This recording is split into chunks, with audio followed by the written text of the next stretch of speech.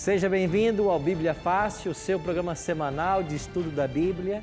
Nós estamos nos estúdios da Novo Tempo, aqui em Jacareí, cidade de São Paulo, com um grupo de amigos estudando o livro do Apocalipse. E você está convidado a se unir a esse grupo tão especial e aprender um pouquinho mais a respeito desse último e extraordinário livro da Bíblia, o Apocalipse. Já estudamos nas últimas semanas os capítulos 1, 2 e 3 e hoje vamos estudar o capítulo 4, que fala a respeito de uma visão que João teve, onde ele teve a oportunidade de visitar o trono de Deus. Por isso, o tema que nós vamos estudar hoje, o trono de Deus. Você já pensou o privilégio que nós teremos hoje de poder nos achegar ao trono de Deus e conhecer as coisas que lá acontecem, o que se passa ao redor do trono de Deus? Esse será o nosso privilégio. E nós estamos com esse grupo de amigos e eu quero convidar você a se unir a nós no estudo da Palavra de Deus. Nós temos um guia de estudos e eu quero que você solicite esse material para a sua casa. É uma revista inteiramente grátis. Você pode ligar para nós em horário comercial. Nosso telefone é 12 21 27 3121, lembrando sempre a hora comercial, 21 27 3121, ou você pode mandar a sua mensagem por WhatsApp para a Escola Bíblica da Novo Tempo. E nós vamos mandar essa revista para a sua casa. O nosso número é 12 9 8100 1615. Basta mandar uma mensagem assim: eu quero a revista do Apocalipse. E aí nós vamos começar a conversar com você. Aproveita para curtir as redes sociais do Bíblia Fácil, facebook.com/Bíblia Fácil. Também temos um canal no YouTube, youtube.com/Bíblia Fácil. Se inscreva nesse canal do YouTube para que você possa receber em primeira mão os vídeos que nós preparamos. E você pode também visualizar as fotos do programa, dos bastidores, no do Instagram, @Bíblia Fácil. Você pode participar do programa e você também tem na nossa página, na internet, novotempo.com/Bíblia Fácil, a oportunidade de se inscrever. Nós estamos na terceira semana dessa temporada, mas quando ela terminar e começar outra, nós teremos mais 10 convidados. Quem sabe você não vai estar aqui assentado nas próximas semanas. Se inscreva lá na nossa página, novotempo.com/Facebook, e lá tem um link inscrições e você vai receber todos os detalhes para como participar nesse programa. E aí, todos prontos para começarmos mais um estudo, Apocalipse capítulo 4? Como é nosso bom hábito aqui, a gente não começa sem antes fazer uma oração. E eu quero convidar você em casa também, que nos assiste, para nós orarmos agora e pedir a bênção de Deus para o estudo que vamos ter. Ore comigo. Pai querido, muito obrigado por estarmos reunidos mais uma vez para estudarmos a Tua Palavra. Queremos suplicar a Tua bênção ao abrirmos o Teu livro sagrado e que nós possamos compreender as verdades que esse capítulo 4 deseja nos ensinar. Que de fato, como João, tenhamos uma visão do trono de Deus e que nós possamos nos maravilhar e conhecer como que esse universo está sendo administrado. É a nossa oração. Em nome de Jesus. Amém. Alguns anos atrás, para ser exato, no ano de 2004, vocês estão lembrados quando essa palavra tsunami tornou-se popular, principalmente no mundo ocidental? Isso foi por causa de uma grande onda que invadiu a Indonésia e nós tivemos 226 mil pessoas que morreram por ocasião dessa tsunami. Se nós olharmos um pouco para a história, veremos que a história humana está marcada de sofrimentos e tragédias. E eu pergunto para vocês, quando essas coisas acontecem, você se questiona se de fato há alguém dirigindo o nosso planeta? Você já se perguntou alguma vez se há alguém que está no controle do universo? Quando vamos para Apocalipse capítulo 4, nós descobrimos de que há. E nós entendemos melhor como que Deus está liderando, guiando e conduzindo a história do povo de Deus nesse planeta e nesse universo que Ele criou. O capítulo 4 é um convite para nós visitarmos o trono de Deus, a sede do seu governo. Você já pensou o que será isso? Como que funcionam as coisas no governo de Deus? Abra sua Bíblia, Apocalipse 4, e vamos começar então essa empolgante viagem. No verso 1, nós temos aqui o relato de João. E o capítulo 4 é a segunda visão que João recebe. A primeira visão que ele recebeu, ele registrou que foram as mensagens às 7 igrejas. Agora no capítulo 4 é a segunda visão que João recebe. E o que viu João nessa segunda visão? Capítulo 4, verso 1. Depois destas coisas olhei, e eis que não somente uma porta aberta no céu, como também a primeira voz que ouvi, como de trombeta, a falar comigo, dizendo: sobe para aqui e te mostrarei o que deve acontecer depois destas coisas. João recebe um convite para subir até os céus. E quando ele recebe esse convite divino, é um convite para entrar na presença do próprio Deus. Ele teve um convite para subir aos céus, e o céu revelaria para ele coisas que outrora não haviam sido reveladas. Versículo 2, leia comigo. Imediatamente eu achei-me em espírito. Estão lembrados lá do capítulo 1, verso 10, quando ele diz que ele se achou em espírito no dia do Senhor, na ilha de Pátimos? Mais uma vez aparece a expressão aqui, eu me achei em espírito. Ou seja, João continuava fisicamente na ilha de Pátimos, mas a sua mente foi levada até o trono de Deus, até o céu. Isto é um profeta em visão. O profeta em visão acontece isso. Então ele se achou em espírito no céu, e diz o versículo 2, e eis que estava armado o quê? Um trono, e no trono alguém sentado. Versículo 3, e esse que se acha assentado é semelhante no aspecto à pedra de jaspe e de sardônio, e ao redor do trono há um arco-íris, semelhante no aspecto à esmeralda. João começa a usar agora elementos que ele conhecia, e o que ele viu no céu tinha que se assemelhar com algo. E ele começou então a descrever de acordo com o seu conhecimento. Quando ele fala aqui sobre uma pedra de jaspe, jaspe possui uma cor translúcida. Ele fala também na pedra de sardônio, que é um tipo de vermelho, e ele vai falar também a respeito da esmeralda, que é esverdeada.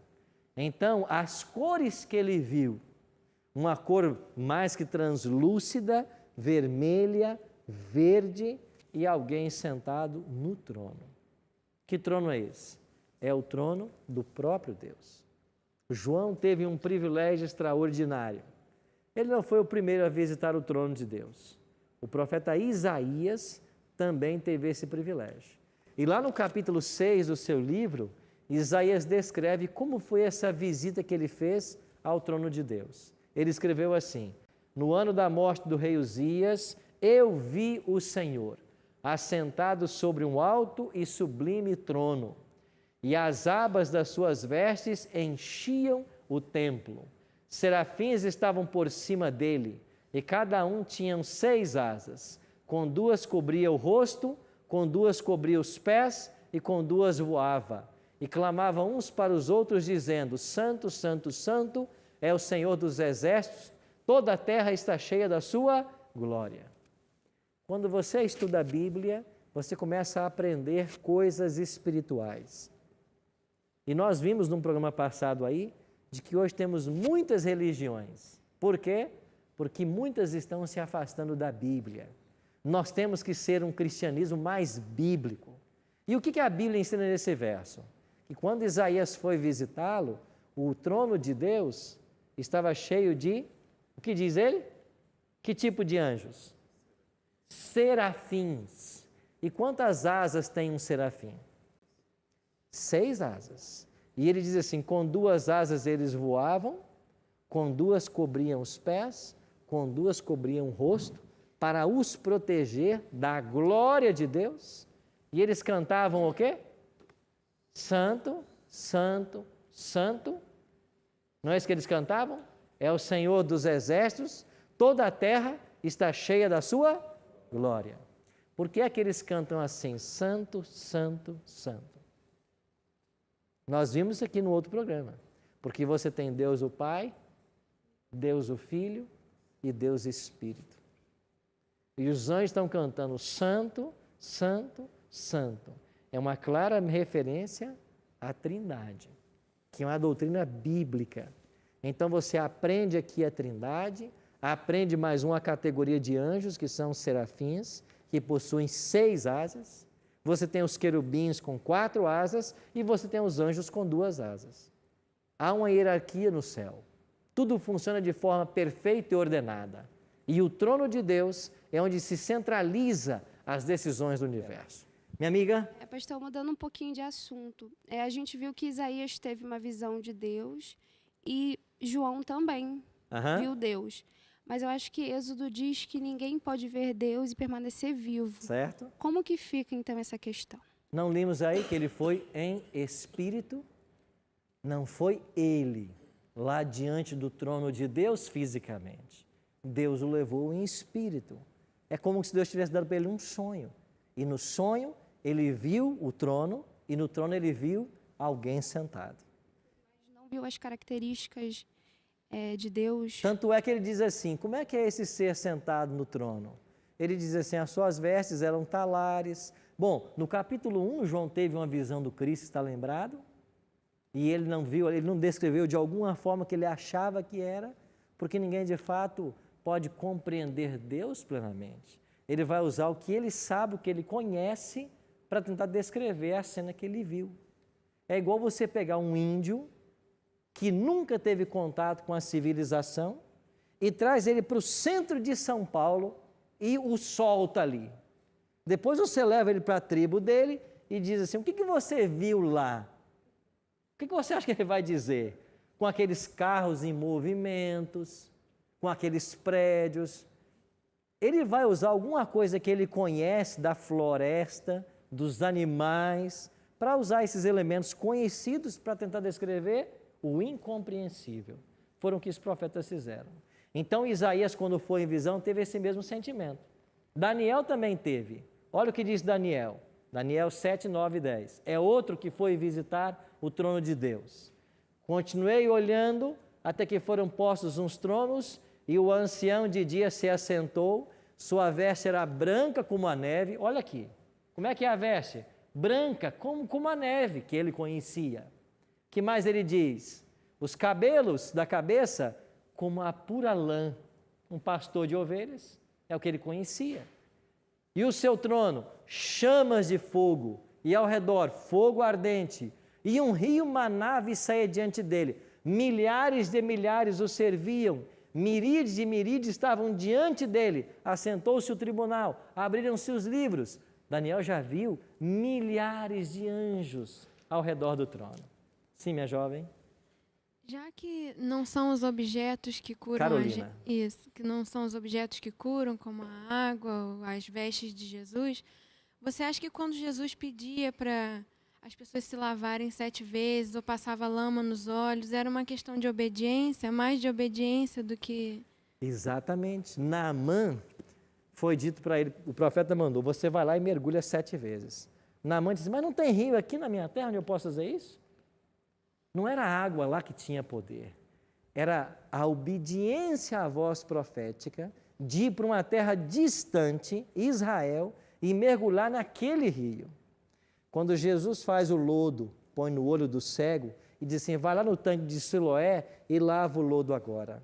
O poder não estava no tanque, o poder estava na ação de Cristo. E quando a pessoa foi ao tanque demonstrando fé, o que diz? Ele começou a ver lá quando chegou e lavou os olhos? Não. Quando ele começou a ir, a visão já começou a melhorar. A fé. Então nós não podemos tentar materializar a fé e dizer que esse objeto tem poder, isso tem poder, isso tem poder. Eu vi outro dia até caneta. Essa caneta tem poder. Se você comprar essa caneta, você vai começar a assinar um monte de contrato milionário. Nós vamos para o intervalo. E daqui a pouquinho nós vamos voltar e vamos continuar nesse assunto e entendendo de que o trono de Deus está governando o universo e nós temos que buscar conhecer a vontade dele através desse livro. Daqui a pouquinho voltamos.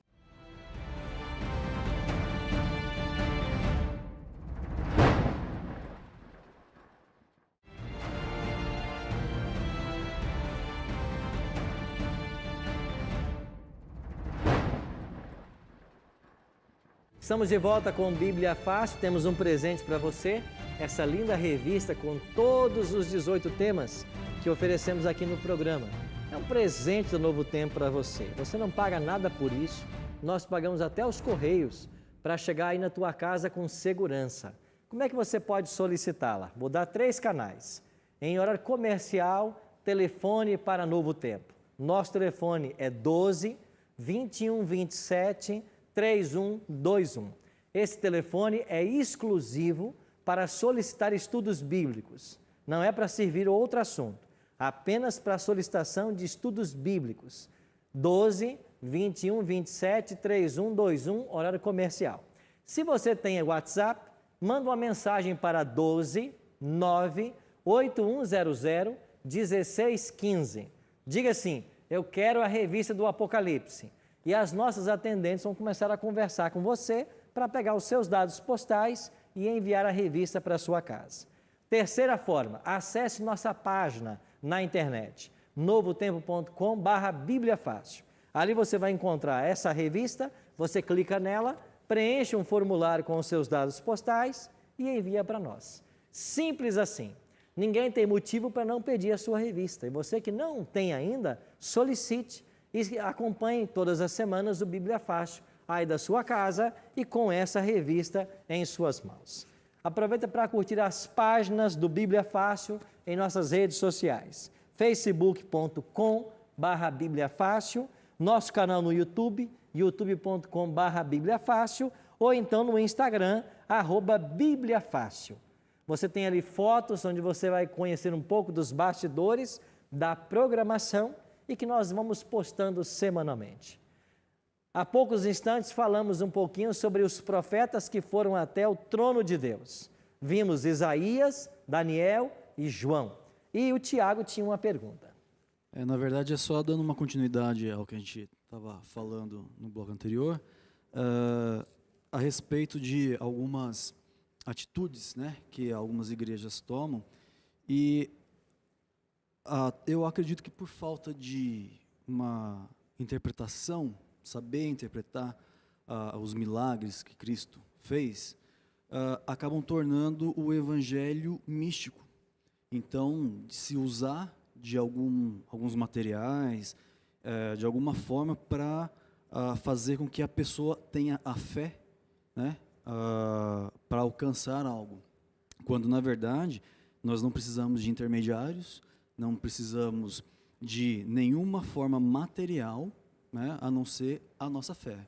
Então, a gente estava colocando a questão aí da água e tal.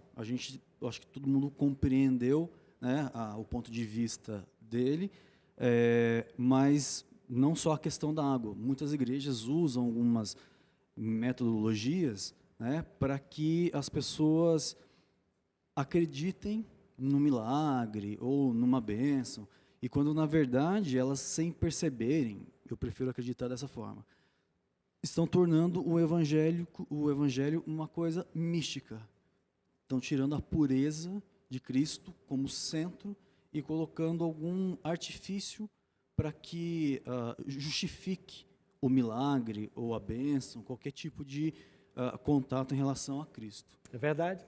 Em outras linhas, a gente está tirando o acesso direto que qualquer pessoa tem a Deus. Isso nunca pode ser proibido, desestimulado ou confundido. Cada ser humano, cada pessoa tem um acesso direto a Deus. Ninguém aqui depende do pastor Arilton para ir até Deus. Ninguém aqui depende de um sacerdote, de um padre, de um bispo, de um missionário. Ninguém. qualquer ser humano, você que está nos assistindo, qualquer ser humano, qualquer pessoa que exista sobre a face da terra, você tem acesso direto a Deus. Você tem que ir a Deus pela fé, através da oração e da leitura da palavra. São estes os canais que Deus criou para que nós nos relacionássemos. Então, quando você está lendo a sua Bíblia, ou quando você está orando, você tem acesso direto ao Pai. É isso que Jesus veio a ensinar. Cacai? Com relação ao que o colega colocou, o Tiago e o senhor, pastor Arilton,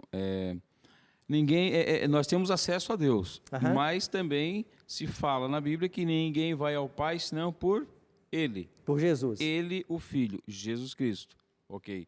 Nesse momento ele está sendo intercessor, não está sendo? Isso. Pois é. Eu acredito na intercessão. Eu acredito. Ok. Através da minha fé, eu posso pedir a intercessão do Filho que intercede ao Pai? Sim. Né? Eu acredito nisso. Sim. Ok? E quando a gente estuda sobre oração, Cacá, a gente aprende o seguinte: você tem que orar ao Pai. Jesus ensinou assim: Pai nosso que estás nos céus. Toda oração nossa tem que ser dirigida a Deus. Quando eu termino a oração, tudo isso eu peço em nome de Jesus. De Jesus, porque exatamente. Jesus falou assim: tudo quanto pedirdes ao Pai em meu nome, Ele vai vos atender. Exatamente. Então você está certo, Jesus é o intercessor, mas eu tenho acesso ao Pai. E quando eu oro, eu peço tudo ao Pai no nome de Cristo, que é o nosso intercessor. Exatamente. Isso mesmo. Só para concluir essa parte, essa fala, onde é que está a diferença do programa Mais Feliz com Jesus, que eu apresento, com relação a muitas igrejas do que infelizmente pregam? Lá no programa, pastor, eu não peço um centavo, eu não peço dízimo, eu não peço nada disso em troca. Você tem que fazer isso para receber isso. Não. Lá, a única coisa que eu peço para as pessoas, a única coisa que eu exijo das pessoas para que elas recebam a graça é a sua fé em Deus, em Jesus. E você concorda conosco, então, que tem que ser independente da água? Concordo plenamente, mas também concordo que a água é vida. A água é vida. Cacá, a água é vida. Vida. Mas ela não tem um papel a desempenhar agora. Concordo com o senhor. Não precisa da água? Não precisa da água. Basta o quê? Fé.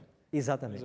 Então, minha sugestão para você: continue com o programa, abençoe as vidas, como? Orientando elas a buscarem a palavra de Deus, orarem com você nesse momento de oração, interceda por elas, mas não coloque elementos no meio, que você vai confundir a mente das pessoas. Perfeito. Certo?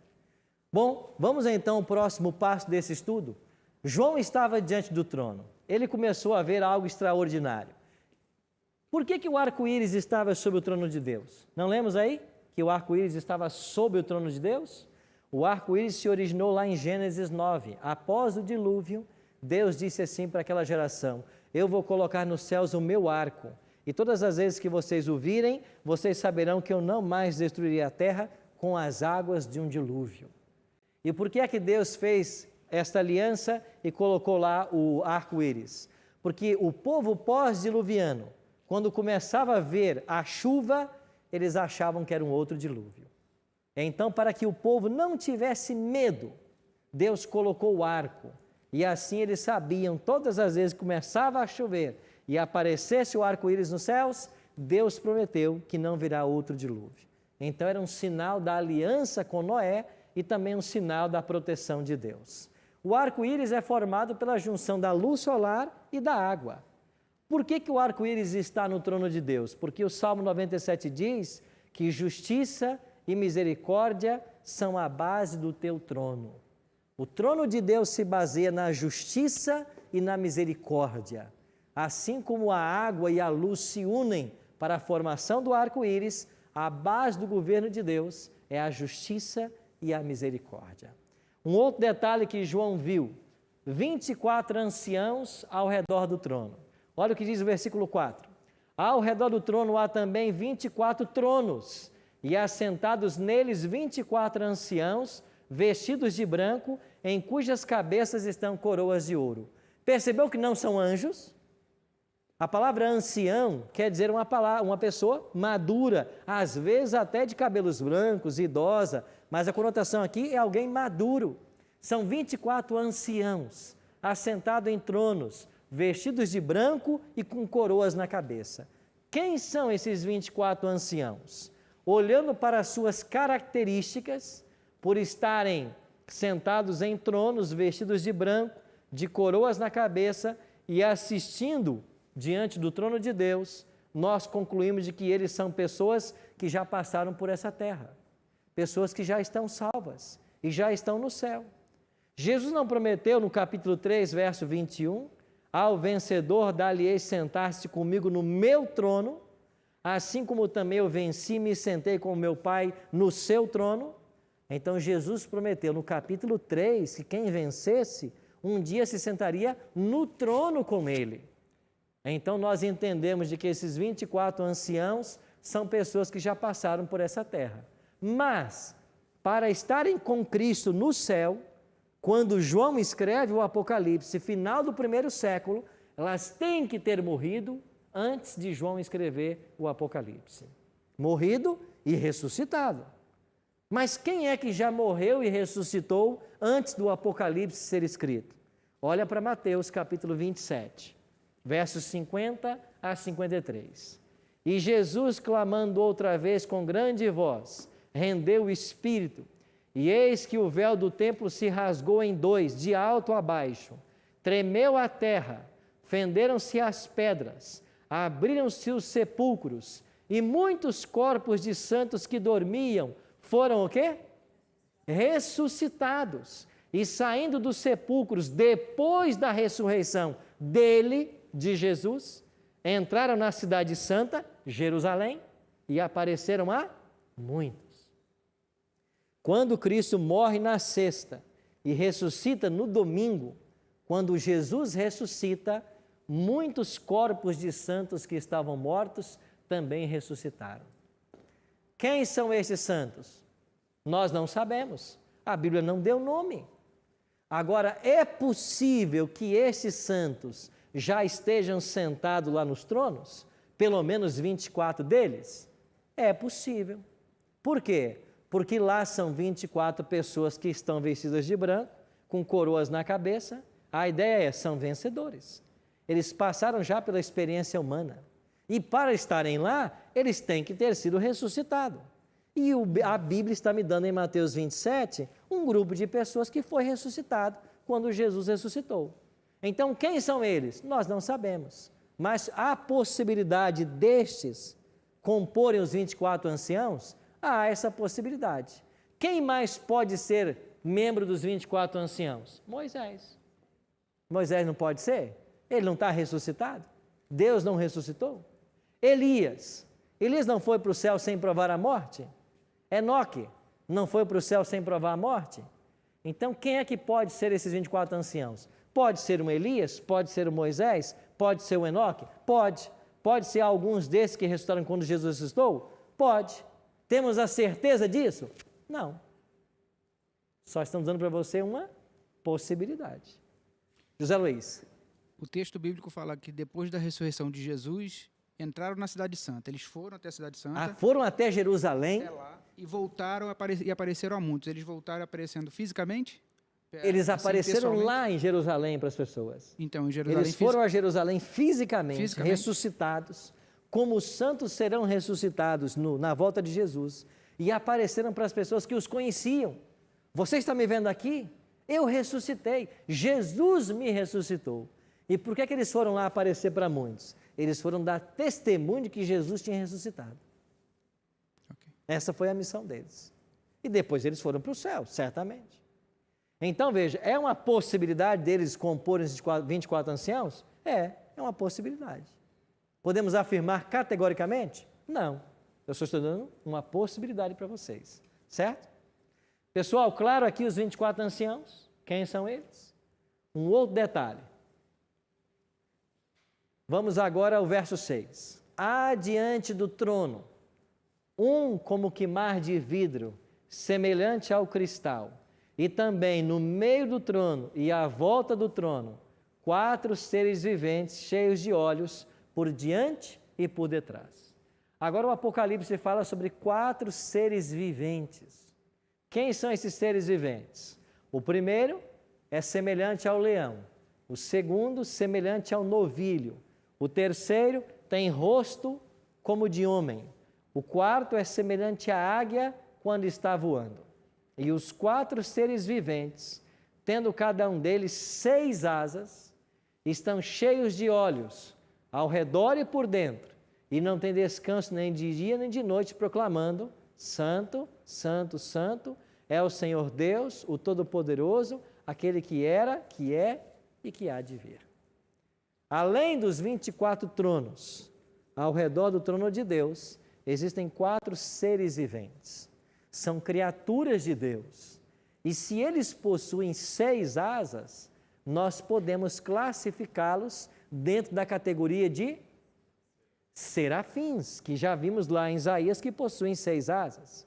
Só que eles são uma classe de serafins diferenciada. E eles agora têm aspectos diferentes. O primeiro parece-se com um leão, o terceiro tem rosto, deixa eu voltar aqui no texto, como um novilho, o terceiro tem rosto como de homem e o quarto parece uma águia quando está voando. Por que é que esses elementos foram buscados por João nesse momento? Você se lembra que o povo de Deus, o povo de Israel, estava organizado em 12 tribos no Antigo Testamento? Quando o acampamento de Israel marchava, viajava e parava, o santuário era montado e as tribos eram armadas ao redor do santuário. E de cada lado do santuário ficavam 3 tribos. 3 ao norte, 3 ao sul, 3 a leste, 3 a oeste. 12 tribos. E cada uma das 3 tribos tinha uma tribo que liderava. Havia uma tribo líder no norte, no sul, outra no leste, outra no oeste. Uma tribo liderava sobre outras 2. E essas tribos que lideravam eram Judá, Efraim, Ruben e Dan. Estas eram as tribos líderes. E cada tribo tinha um estandarte, uma bandeira. Só que a bandeira da tribo de Judá tinha no seu estandarte um leão. Daí vem a expressão que vai aparecer no Apocalipse: o leão da tribo de Judá. A bandeira ou o estandarte da tribo de Efraim era um boi. Da tribo de Ruben, a caricatura de um homem. E da tribo de Dan, era uma águia quando estava voando. Pastor, aonde tem essa informação? Na Bíblia? Não. A Bíblia não me dá essa informação. Eu encontro essa informação em textos judaicos extra-bíblicos. Textos que os judeus escreveram sobre os hábitos de Israel, e esses textos que não estão na Bíblia, eles falam que as tribos tinham suas bandeiras e que essas eram as tribos líderes com estas imagens. Parece que procede, porque no Apocalipse, João vai ver algo que então poderia ser. Os 4 seres viventes, eles são a representação do povo de Deus do Antigo Testamento, as 12 tribos. Cacai? Pastor Arilton, se Deus só criou o bem, por que infelizmente acontece tantas coisas ruins, mas como guerras e matanças, em terras santas, onde inclusive nasceu Jesus, onde veio Jesus, pregou Jesus, né?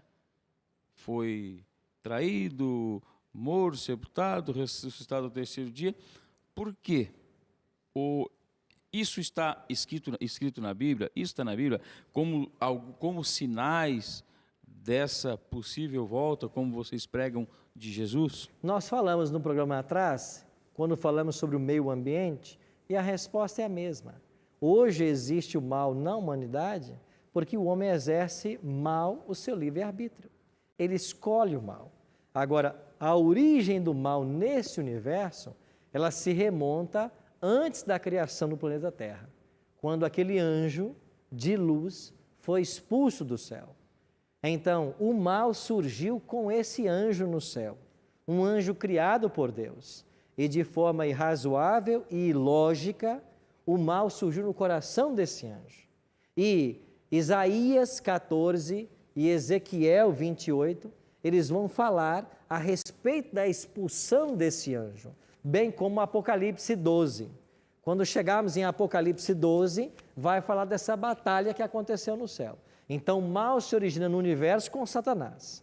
Depois ele convence Adão e Eva a desobedecerem a Deus. E o mal passou para a humanidade. Então, nós temos naturalmente uma tendência para o mal e fazemos uso do nosso livre-arbítrio para coisas que não são boas. É por isso que acontecem coisas ruins até com inocentes. E como, então, transcender o mal? Pela ação e atuação do Espírito na vida. A palavra de Deus diz, não te deixes vencer do mal, mas vença o mal com o bem. Quem pode vencer o mal? Aquele que abre o seu coração à presença e à habitação do Espírito Santo. Essa é a única resposta. Só quando o Espírito habita em nós é que nós produzimos, segundo Gálatas 5, 22 e 23, os frutos do Espírito. Então, lá Paulo menciona os frutos, né? Amor, paz, bondade, mansidão, domínio próprio. Isso só pode acontecer na vida do ser humano quando o Espírito Santo habita. Esse é o único caminho. Então, quando Deus habita o coração, aí a coisa boa acontece. Certo? Sim. Só uma sobre isso que ele perguntou, né? Comentou, eu li há muito tempo, mas não sei se é verdade, que Albert Einstein tinha um professor que era ateu e estava questionando justamente isso, porque as coisas ruins acontecem no mundo. E Einstein, ainda pequeno, disse o seguinte: professor, a gente estuda a luz ou a escuridão? Estuda a luz, ninguém estuda a escuridão, porque a escuridão é a falta da luz. Professor, a gente estuda o frio? Não, estuda o calor, porque o frio é falta do calor. Pois é, o pecado é a falta de Jesus. Então, as coisas más que acontecem nesse mundo é a falta de Jesus e não a culpa dele. Ok. Há uma certa lógica nesse raciocínio, não é verdade? Tem um outro detalhe que nós temos que aprender sobre esses 4 seres. Quando vamos para os evangelistas, Mateus, Marcos, Lucas e João, cada um dos evangelhos tem uma característica. Mateus é quem apresenta Jesus como rei. Lembra que o primeiro ser vivente era um leão? Se você olhar Mateus 25, 34 e Mateus 27, 37, diz claramente que Jesus é apontado como rei em ambos os textos. Na cruz colocaram, este é o rei dos judeus. A ênfase de Mateus é, Jesus é rei. Quando você vai para Marcos, a segunda tribo lá tinha na sua caricatura um boi. E o segundo ser vivente do capítulo 4 de Apocalipse, o seu rosto é como um boi. A ideia aqui é que Jesus é o servo, porque o boi na Bíblia é usado como um instrumento de trabalho, como símbolo de serviço. E Marcos coloca claramente, chamou os 12 e disse-lhes, se alguém quiser ser o primeiro, será o derradeiro de todos e o servo de todos. Então a ênfase de Marcos é, Jesus é aquele que veio para servir e não para ser servido. Mas quando você vai para Lucas, a expressão chave dele é, Jesus é o Filho do Homem. Assim como um dos seres viventes tinha na sua caricatura a imagem de um homem. Durante 40 dias Jesus foi tentado pelo diabo, diz Lucas 4, e naqueles dias não comeu coisa alguma. E o que aconteceu? Ele teve fome. A humanidade de Cristo sendo destacada. Ele era homem. E em Lucas 9,56, o Filho do Homem não veio para destruir. Jesus se chamou o Filho do Homem. Então, o terceiro ser vivente enfatizava a humanidade de Cristo. E já João, o 4º evangelho, a ênfase do evangelista é que Jesus é Deus. Logo no primeiro capítulo, no primeiro verso, no princípio era o verbo estava com Deus e o verbo era Deus. Jesus é Deus. E a águia é um símbolo de onisciência na Bíblia, um atributo divino. Então, os 4 seres viventes podem representar as tribos líderes em Israel e também 4 aspectos do ministério de Cristo apresentado nos 4 evangelistas. Caroline? Eu queria, na verdade, um conselho na forma como a gente estuda fontes não bíblicas, em que a gente pode se basear para levar em consideração a história em relação ao que faz diferença ou não. Ok, eu acho que são 2 critérios, Carolina. Eu mencionei documentos judaicos extra-bíblicos. Para mim, são 2 critérios. Primeiro, quando esse documento tem valor histórico. Você quer ver uma coisa? Na Bíblia, você tem vários profetas que escreveram livros, mas esses livros não vieram para o cânon. Não estão na Bíblia. Então, para mim, esse livro tem um valor. Ele não é canônico, não está na Bíblia, mas foi um profeta de Deus quem o escreveu. Para mim, ele tem um valor. Você pega, por exemplo, os 7 livros que são chamados de apócrifos. Baruque, Eclesiástico, Tobias. São livros que foram produzidos no período intertestamentário. Eles não estão na Bíblia, mas eles foram produzidos dentro ou antes de Cristo. Eles têm um valor histórico.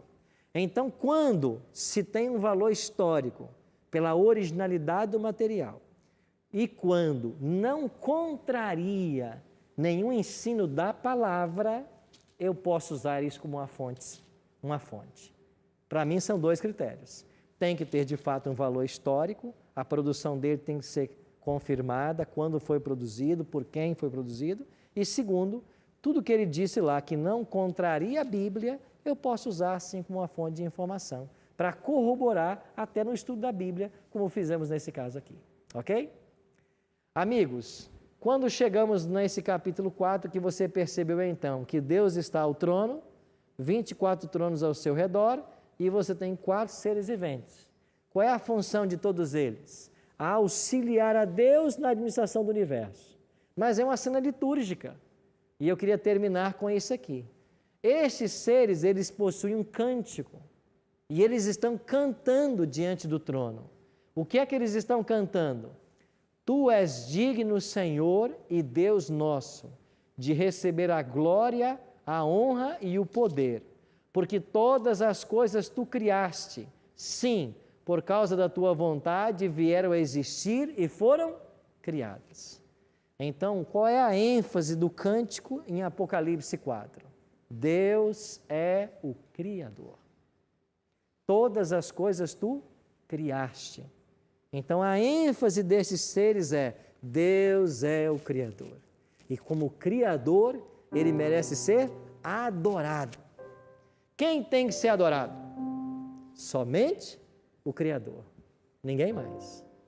Então, por que nós devemos adorar a Deus? Porque Ele é o Criador. E nesse trono, o Deus Criador dos céus e da terra, Ele está governando todas as coisas. E o Apocalipse, como iremos aprender, nos mostra que o Éden será restaurado. E tudo que nós perdemos em Adão e Eva, nós teremos de volta. Por isso, nós vamos terminar o livro estudando sobre um novo céu e uma nova terra. Então, o que Deus deseja fazer por nós hoje? Nos mostrar de que Ele governa acima das forças humanas, acima dos impérios, acima dos poderes políticos. Há um Deus que governa. E nada acontece sem a condução ou a permissão de Deus. Por isso, eu e você podemos descansar que Deus, Ele governa o universo e que quer governar também a nossa vida. Todos aqueles que se submetem ao senhorio de Cristo poderão fazer parte nesse reino. E eu queria que você pensasse nisso. O Deus que governa os céus e a terra, o universo sem fim, quer governar também a minha e a sua vida. Está você disposto a ser um cidadão nesse reino?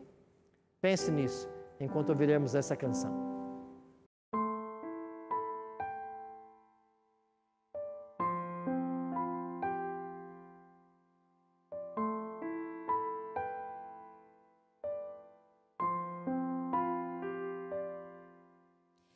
Preso às correntes das minhas escolhas, prisioneiro das decisões que fiz, olhando vejo a chance de voltar à inocência dos dias que vivi. Tenho sede dessa liberdade, desejo de estar em tua presença,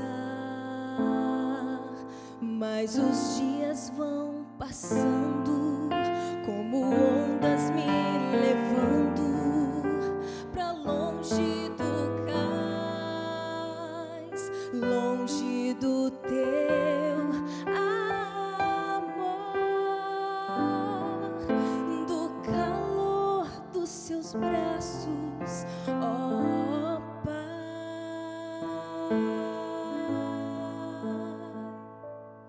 Eu preciso voltar ao primeiro amor, ao início de tudo e recomeçar, me entregar mais uma vez e aceitar o teu perdão, quebrando o silêncio que o meu pecado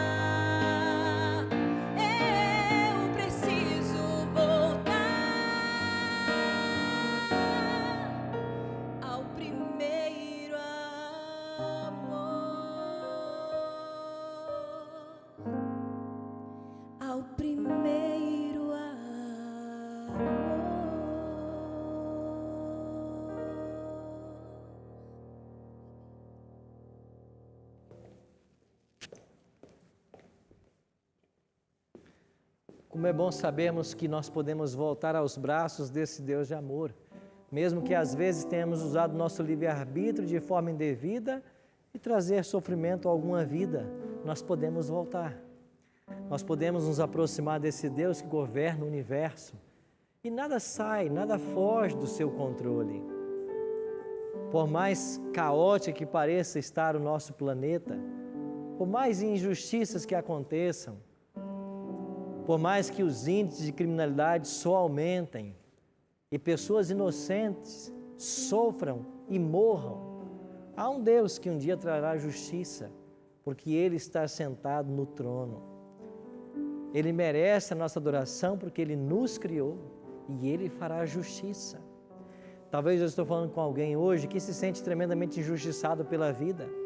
Talvez você perdeu um garoto de 13 anos, um filho que você tinha, de uma forma inesperada. Talvez os culpados não pagaram por isso. Talvez eu estou falando para uma mãe que perdeu o seu bebê por um erro médico. Talvez ninguém pague por isso nessa terra, mas Deus, Ele vai fazer justiça, porque Ele está governando todas as coisas. Não se preocupe quando parecer que as coisas estão saindo do seu eixo. Finalmente, Deus vai conduzir a história do seu povo para um final feliz. E todos aqueles que submeterem-se a esse senhorio de Cristo, eles terminarão também com a história feliz. Porque a minha e a sua história, ela ainda não terminou.